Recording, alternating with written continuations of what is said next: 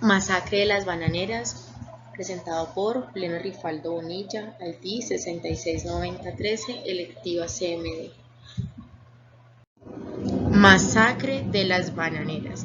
Pero primero vamos a ponernos en contexto. ¿Qué es la masacre de las bananeras o de dónde proviene esto? Proviene de una empresa, la cual es la United Fruit Company. Era una multinacional estadounidense que se destacó en la producción y el comercio de frutas tropicales, especialmente plátanos y piñas, en plantaciones del tercer mundo, sobre todo en Iberoamérica, Estados Unidos y Europa. Sus intereses comerciales abarcaban grandes extensiones de Centroamérica y el Caribe, donde la empresa era conocida como nótese de United, en una deformación del territorio de United, Mamá United. Tenía muchísimo poder en los países centroamericanos, ya que con la colaboración del gobierno estadounidense ayudaba al derrocamiento de sistemas democráticos y a la implantación de dictaduras represoras en aquellos países que presentaban hostilidades a su actuación empresarial. La United en Colombia, en el año 1928, llevaba 30 años operando en Colombia y explotaba a los trabajadores aprovechando la falta de legislación laboral en el país, mediante la utilización de un sistema de subcontratación que le permitía hacer caso omiso de las peticiones obreras. Los trabajadores habían intentado huelgas en años anteriores para mejorar sus condiciones que terminaron sin resultados positivos. La masacre de las bananeras fue una masacre a los trabajadores de la empresa y a manos del Ejército Nacional de Colombia, que se produjo entre el 5 y 6 de diciembre del año 1928 en el municipio de Ciénaga, Magdalena. Un número indefinido de 3.800 aproximadamente trabajadores murieron después de que el gobierno del conservador Miguel Abadía Méndez decidió poner fin a una huelga de un mes organizada por el Sindicato de los Trabajadores, que buscaban garantizar mejores condiciones en el trabajo.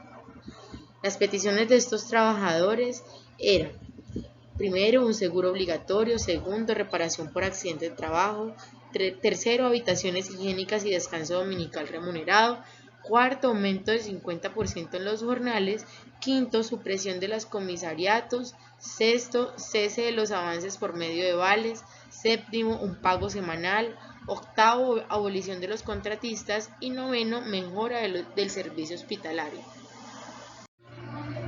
Personajes: Miguel Abadía Méndez, presidente conservador, quien ha pasado a la historia por cuenta de dos hechos: ser el último mandatario de la llamada hegemonía conservadora y haberle tocado la crisis política que supuso bajo su gobierno la masacre de las bananeras en 1929.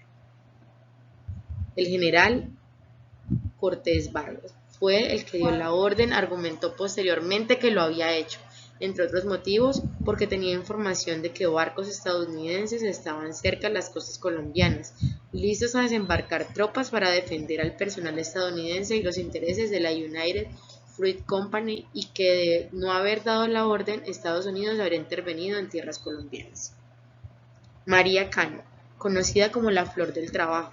Esta mujer, nacida en Medellín, fue la primera en Sudamérica que usó la palabra entre las multitudes. Tras la masacre de las bananeras, fue reprimida violentamente y posteriormente llevada a prisión. Estos hechos y la recesión de 1930 convocaron la terminación de las labores del Congreso Nacional Obrero y el fraccionamiento del PSR. Jorge Eliezer Gaitán criticó fuertemente en el Senado la posición del general Cortés Vargas y aseguraba que esas mismas balas debían haber sido utilizadas para detener al invasor extranjero. Eduardo Maecha Caicedo es quizás el líder obrero y antiimperialista colombiano más importante de los años 20, comparable con figuras latinoamericanas de la talla de Fernando Martí o Augusto César Sandino.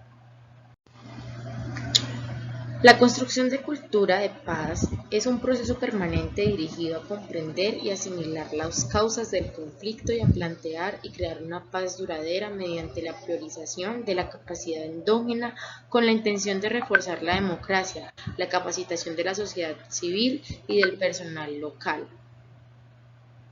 La construcción de una cultura de paz se debe a la memoria del conflicto armado en Colombia. Esta nos abre camino y nos da a conocer que la guerra en Colombia ha generado tres dinámicas: primero, la soledad; segundo, dignidad; y tercero, solidaridad. Primero, la soledad se refiere a las víctimas que quedaron a la merced de los grupos armados ilegales por el olvido y abandono del Estado, una soledad que persiste por indiferencia social. Segundo, se habla de dignidad haciendo reconocimiento a las luchas y resistencias de las víctimas, reiterando el protagonista humano que debe haber en los procesos de memoria del conflicto. Y la solidaridad para insistir que no podemos caer en la indiferencia y la deshumanización. Debemos ser siempre más empáticos. En nuestro país se establecieron caminos institucionales que le dieron vía a la voz de las víctimas, siendo ellas pioneras en el reconocimiento a la memoria de las masacres.